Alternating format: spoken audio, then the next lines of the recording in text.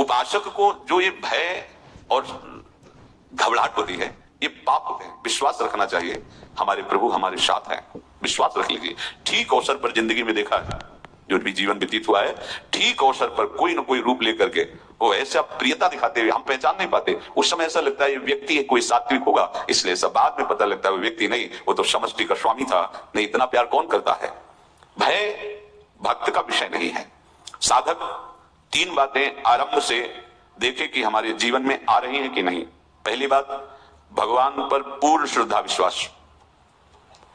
अनंत ब्रह्मांडों के स्वामी हैं, काल भी उनके अधीन है। डरना क्यों भाई, किस बात का डर लगना है। अगर डर है, भय है, तो अभी श्रद्धा विश्वास स्वामी में नहीं है।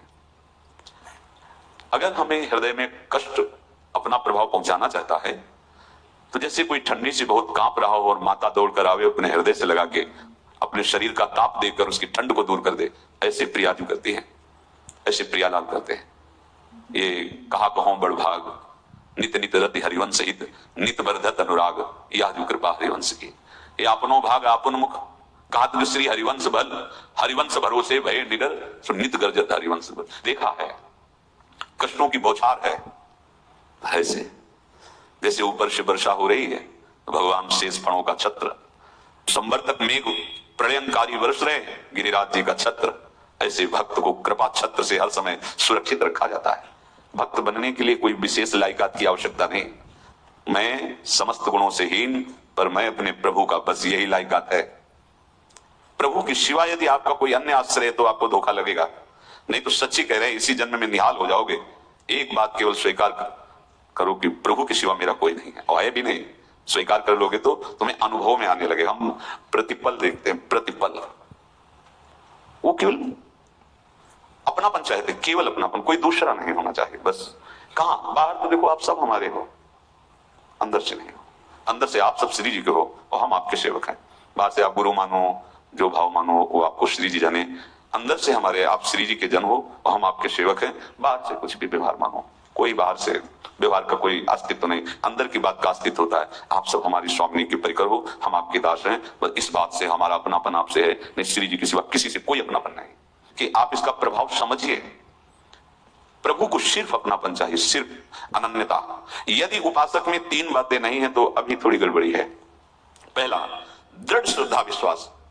दृढ़ श्रद्धा, आप नहीं, अब नहीं, अब नहीं, अब तो हाथ उठने का समय आ गया। आप क्या, आप नहीं, अब गाहक मत फंसाओ, बाजार बंद करो, हाथ उठा लो, चलो अपने घर चलो, समय आ गया, घर चलने का समय है। नहीं तो कलयुग अपनी बाजार ऐसी फैला देगा कि भूल जाओगे कि घर भी जाना है। दूसरी बात, जो गुरु ने भजन दिया उसमें तत्परता, सच्ची मानिए। जीवन भर कभी इस प्रमाद को गुरु कृपा से आने का अवसर नहीं दिया गया कि चैन से सोए हों और चैन से खाए हों। पूरे जीवन में कभी सुविधाओं को स्वीकार नहीं हुआ, पर साधन मार्ग में कभी भी शिथिलता नहीं हुई, तत्परता है। प्रभु पर पूर्ण श्रद्धा विश्वास और गुरु प्रदत्त साधन पर तत्परता। और तीसरा खास विषय, इंद्रियों से भोगों को न भोगना। तब ये जो रंग है परमार्थ का, तब अब दो चार माला की और मनमानी आचरण की कहते हैं हमें भगवदानंद की स्फूर्ति नहीं होती। आपने रास्ता रखा है भगवदानंद का, बाजार लगाए बैठे हो अंदर हृदय में अन्य आसों की, अन्य भोगों की, अन्य चाहों की, अन्य मान्यताओं की। अरे खाली करो, ये सब माया का खेल है। एकमात्र प्रभु, बस जब ठन जाएगी ये बात, तो गौर से देखो क्या है। जब चलोगे तो क्या होगा, चलने की तो सोचो, उस दिन की सोचो जिस दिन चलना है, और किस दिन चलना है पता ही नहीं है, तब तो और होश में हो जाओ। आपको कोई भी यहां सहयोग देने वाला नहीं, कोई भी वस्तु आपकी नहीं, कुछ भी आपके साथ नहीं जाएगा।